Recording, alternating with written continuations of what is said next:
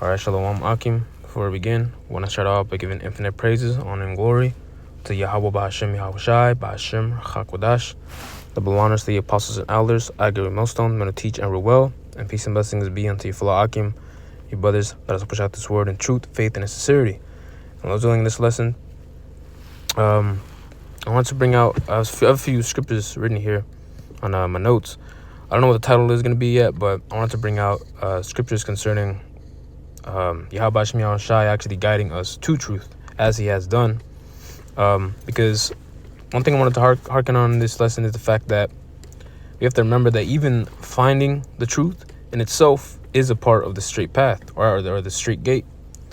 All right, and that phrase in itself, well, that might be the title. I don't know, that's Lord willing, because you have to remember, and this is something I was dwelling on, is the fact that even before the so-called Internet of Things, our forefathers, even in ancient Israel, right, even way back when, it shouldn't have been a difficult thing to actually know the word of the Lord, or to actually know where the prophets are. All right, where the Lord is actually speaking to or on the behalf of him and his people. So like it, when you go into it, a lot of historical facts even tell you that in ancient Israel, it wasn't that much of a hard thing. Everyone knew where to go. Everyone knew where these certain men were going to be at, right? Where this church was going to congregate, so we can actually hear the words of the Lord, right? And here we are, it's 2024, and even then, even with how much access that we have to the truth, all right, even then, people still, the Lord has put stumbling blocks in front of them, all right? and guess what? It's the world or the era of information, all right? And that's pretty much literally what the word of the Lord is. It's information. It's the gospel. We're gathering intel for these upcoming days, and beyond all that, remember, as it is written, those will bring it out. For surely the election hath obtained it, and the rest were blinded. That whole battle, that whole tug of war for truth is a part of the straight gate as well. All right, so I wanted to bring this out. This is Psalms 25 and 9. Yep, verse 9. It says, "The meek will he guide in judgment, and the meek will he teach his way." All right, and the reason why I want to bring this out short and sweet and to the point is because essentially the meek in this world, of course, all right, is the men that have been trodden down in society. All right, the men that have even before the truth, we can consider ourselves in a certain way just low. All right, not meek with the correct understanding, but we were low because we didn't have this truth. All right. And I wanted to find some of the Psalms. Those will posted in the description box, where pretty much even King David asked for the Lord to be guided, to actually be led, all right, not to be just to be put in confusion. That was actually a prayer as well. All right, let me see if I can find it. Not to be put confusion.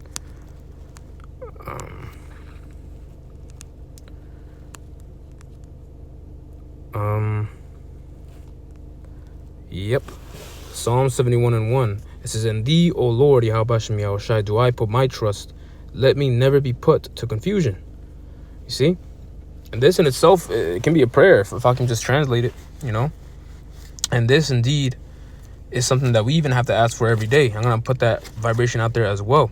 All right? The fact that we've been guided, all right, in which way or form, brothers were guided to this truth, it was divine intervention. And not only that in itself was a part of the fight, because to be put in a straight path just to find this truth it's so it's so vexing even to think about it. All right, how many stories there were where brothers were whether they were actually first coming out, they had to even me myself, I heard a few stories that brothers literally had to ask around amongst the general populace, hey, have you seen the Israelites? And it's vexing because here it is, brothers are just looking for the truth, right? But nevertheless, that's all biblical, and that's all part of the straight gate, man. All right?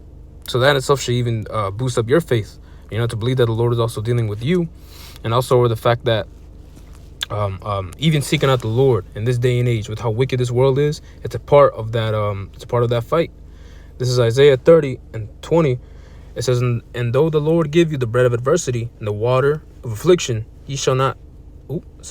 It says, yet shall not thy teachers be removed into a corner any more, but thine eyes shall see thy teachers, and thine ears shall hear a word behind thee, saying, this is the way, walk ye in it, when ye turn to the right hand, and when ye turn to the left. And what's crazy about, well, not crazy, but what's heavy about this scripture in particular, that phrase, when you turn to the right hand, when you turn to the left, is that the same thing was uttered in Proverbs. All right? Put me on that straight path. Let me not look unto my left or my right. Let me not be put, or in other words, be put in a different path. All right? Other than this path that I am on, right now. Nevertheless, it'd be difficult. And I'm going to bring that out too in Esdras. All right? Just back to back. This is 2nd Ezra 7 and verse 4. And this whole chapter really is talking about that topic of that straight and narrow path, the path of difficulty. All right. And the reason why it's harking on so much is because this is the same path, all right, that will lead you to what all men seek, man, on this side. Salvation. All right. To be chosen.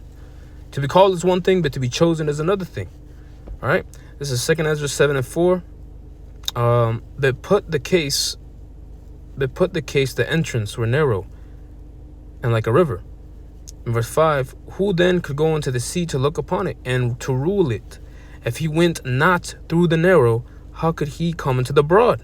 All right, we know that the broad, because the word broad just means open, something wide, where there's a lot of space. And with that pretty much is just similar to things that are of peace, or in other words, things that relate to the kingdom of heaven in this case.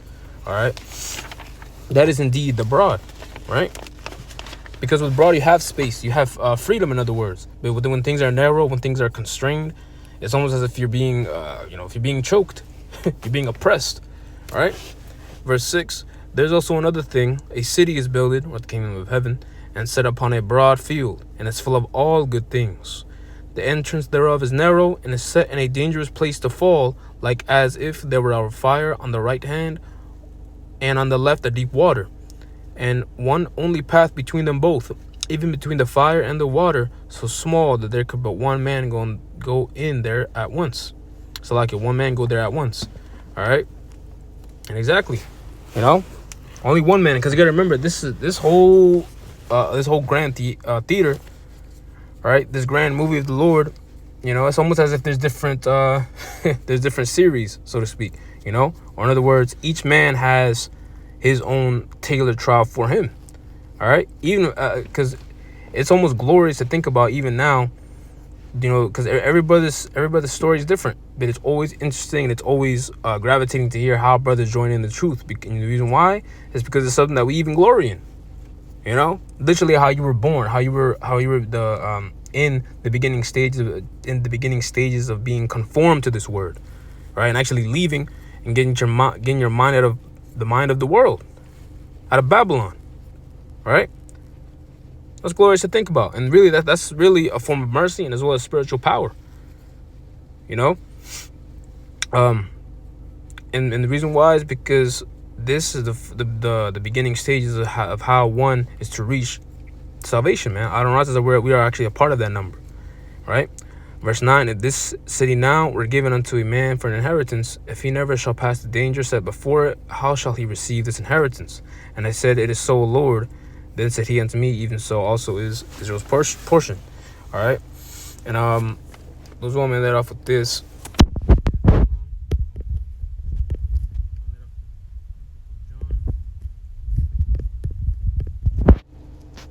John 10 and 25.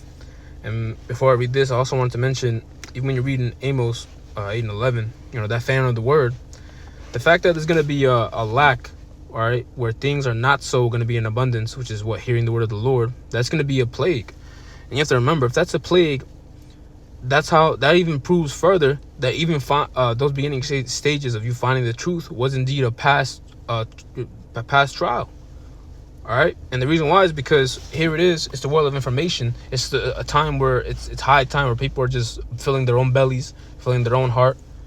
And even worse, the Lord set up stumbling blocks to the brothers that actually left certain groups, who knew they were Israelites, and whichever denomination brothers were a part of, they saw the wickedness there. And now Well, the Lord led them out of confusion.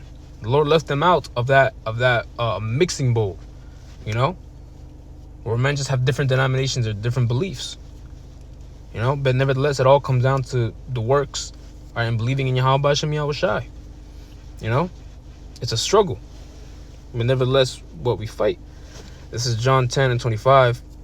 Yahweh Shai answered them, I told you, and ye believe not. The works that I do in my Father's name, they bear witness of me.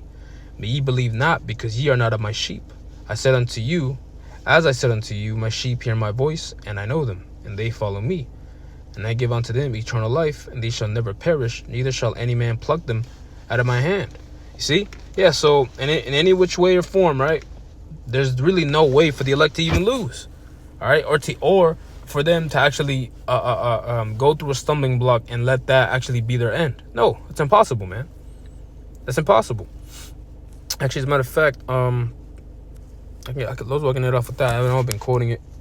That's how I was gonna get it. This is Romans 11:7. Yep. It says, Romans 11:7. What then? Israel hath not obtained that which he seeketh for, but the election hath obtained it, and the rest were blinded. According as it is written, the Most High hath given them the spirit of slumber, eyes that they should not see, and ears that they should not hear, unto this day. See? Verse 9, and David saith, let their table be made a snare and a trap and a stumbling block and a recompense unto them. All right, you know? See that? Even in a world filled with traps, you know, spiritual traps, so to speak, and stumbling blocks, you know, actual things and humps that can cause men to actually stumble, in which they do. Even in that in itself, all right, the election, the Spirit of the Lord is going to be upon them.